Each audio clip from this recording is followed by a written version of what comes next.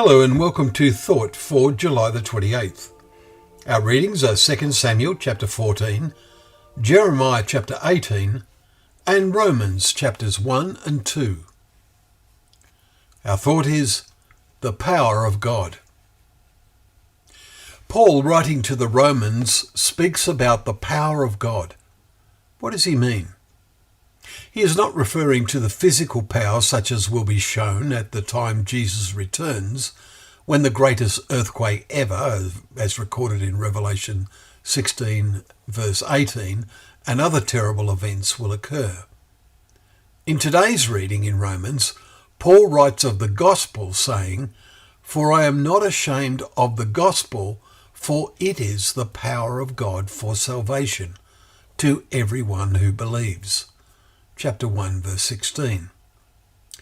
Paul's point is that the gospel makes sense compared to the nonsense surrounding the many gods of human imagination the Romans and all except the Jews believed in.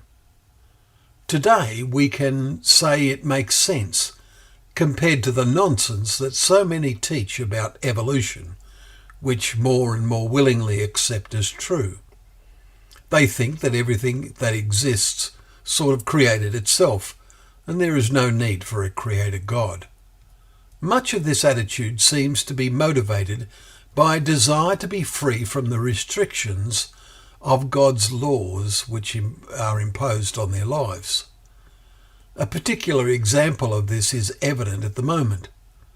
In chapter 1, verses 26 to 27, Paul particularly singles out acts of homosexuality, writing, "Therefore God gave them up in the lusts of their hearts, to impurity, to the dishonouring of their bodies."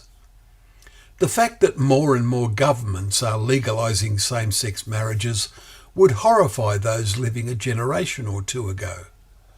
But most of all, what must God think? What action will he take?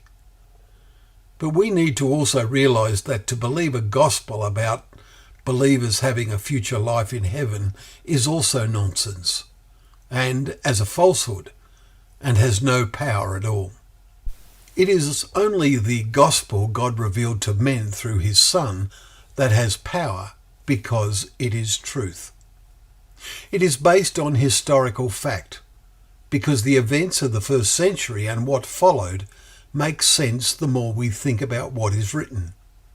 The conviction of many people became so strong it had the power to turn the beliefs of the pagan Roman world upside down in the 2nd and 3rd centuries.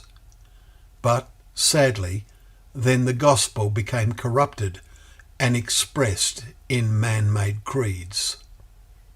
We must let this gospel become a power in our lives if we are to really live a life worth living with the wonderful prospect of eternity.